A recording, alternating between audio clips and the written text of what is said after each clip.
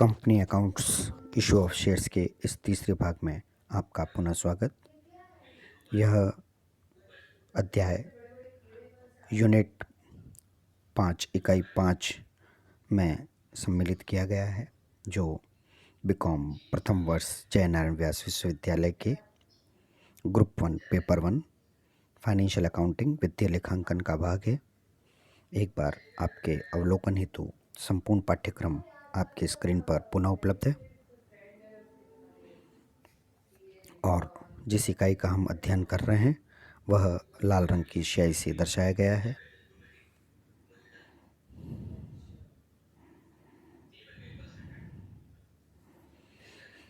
अब हम अगले बिंदु की तरफ बढ़ते हैं। Let us proceed for the next point, issue of shares at premium.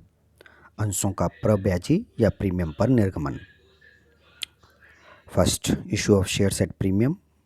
Let us go for introduction. अंशों का प्रीमियम पर निर्गमन का परिचय प्रारंभ करते हैं। यदि कोई कंपनी अपने अंशों का निर्गमन अंकित मूल्य से अधिक मूल्य पर करती है तो अंशों के ऐसे निर्गमन को अंशों का प्रीमियम या प्रब्याजी या अधिमूल्य पर निर्गमन करना कहते हैं। अंशों के निर्गमित मूल्य का उनके अंकित मूल्य पर जो आधिक्य होता है वह प्रीमियम या प्रब्याजी कहलाता है। यदि 10 रुपये अंकित मूल्य का अंश 12 रुपये में निर्गमित किया जाए तो अतिरिक्त प्राप्त 2 रुपये प्रीमियम या प्रब्याजी कहलाएगा। Point number 2, utilization of premium amount. Premium की राशि का उपयोग। अंशों पर जो राशि प्रीमियम के रूप में मांगी जाती है उसे प्रतिभूति प्रीमियम खाता सिक्योरिटीज प्रीमियम अकाउंट में क्रेडिट कर दिया जाता है। कंपनी अधिनियम के नियमानुसार अंशों पर प्राप्त प्रीमियम की राशि केवल सुनिश्चित या पहले से निर्धारित कार्यों के लिए ही प्रयोग में लाई जा सकती है। जिन कार्यों में इस प्रीमियम का उपयोग किया जा सकता है वे है, नंबर 1, सदस्यों को पूर्ण प्रदत्त बोनस अंश निर्गमित करने हेतु for issue of fully paid up bonus shares. Number 2, प्रारंभिक व्ययों को अपलिखित करने हेतु to write off preliminary expenses. Number 3, अंशों या ऋण पत्रों के निर्गमन संबंधी व्ययों, कमीशन अथवा बट्टे को अपलिखित करने हेतु to write off expenses, commission, discount, etc. relating to issue of shares and debentures. Number 4, शोध्य अधिमान अंशों अथवा ऋण पत्रों के शोधन पर चुकाए जाने वाले प्रीमियम की व्यवस्था करने हेतु to make necessary arrangement for premium to be paid on redemption of redeemable preference shares और डिबेंचर्स। प्रतिभूतियों की वापसी खरीद के समय उपयोग करने हेतु to utilize at the time of buyback of securities. Now the next most important point is premium can not be used for payment of dividend. Premium का उपयोग लाभांश के वितरण के लिए नहीं किया जा सकता। यदि प्रतिभूति प्रीमियम का कोई भाग अंशधारियों को लाभांश वितरण करने के लिए प्रयोग किया जाता है तो यह माना जाएगा कि कंपनी अपनी प्रदत्त पूंजी के कुछ भाग का भुगतान करके अंश पूंजी कम कर रही है। यानी जो पहले से निर्धारित नियम बनाए गए हैं उनके अतिरिक्त प्रीमियम की राशि का कोई उपयोग किया जाता है, यानी डिविडेंड देने में यदि उपयोग किया जाता है तो उस कंपनी पर वे नियम लागू होंगे जो अंश पूंजी को कम करने पर लागू किए जाते हैं। प्रतिभूति प्रीमियम खाते में जमा रकम कंपनी का पूंजीगत संचय कैपिटल रिजर्व माना जाता है। Point number 4, accounting for premium. प्रतिभूति प्रीमियम संबंधी लेखा प्रविष्टियां। प्रीमियम जिस किस्त, एप्लीकेशन और अलॉटमेंट के साथ मांगा जाता है उस किस्त के खाते में किस्त की देय राशि प्रीमियम सहित डेबिट की जाती है और प्रतिभूति प्रीमियम खाते में केवल प्रीमियम की राशि ही क्रेडिट की जाती है। उदाहरण के लिए, यदि प्रीमियम एप्लीकेशन के साथ मंगाया जाता है तो प्रविष्टि हो जाएगी bank account debit to share application account, and जब अलॉटमेंट किया जाएगा share application account debit to share capital account to securities premium account.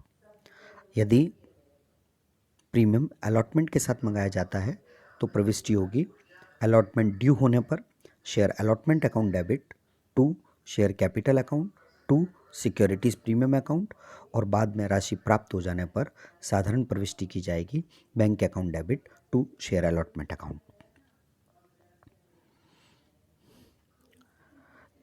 यहाँ एक और महत्वपूर्ण बात आपको ध्यान रखनी चाहिए।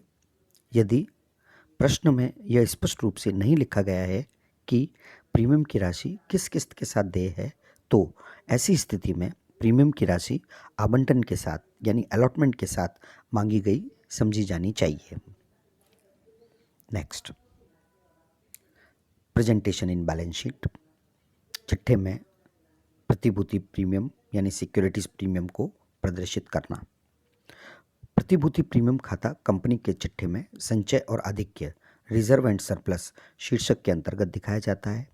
यदि प्रीमियम की राशि का प्रयोग उपयुक्त वर्णित यानी पहले से डिस्कस्ड कामों के लिए किया जाए तो ऐसे उपयोग का, ऐसे यूज़ का ब्यौरा डिटेल सहित बैलेंस शीट में देना चाहिए अनिवार्य रूप से।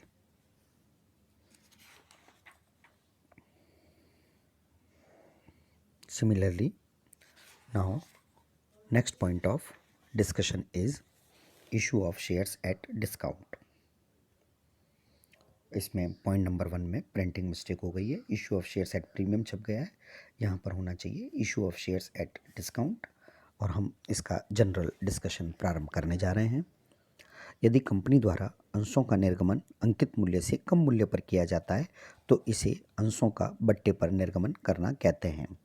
कंपनी अधिनियम के नियमानुसार एक विद्यमान कंपनी कुछ शर्तों को पूरा करने के आधार पर ही अंशों को डिस्काउंट पर इशू कर सकती है।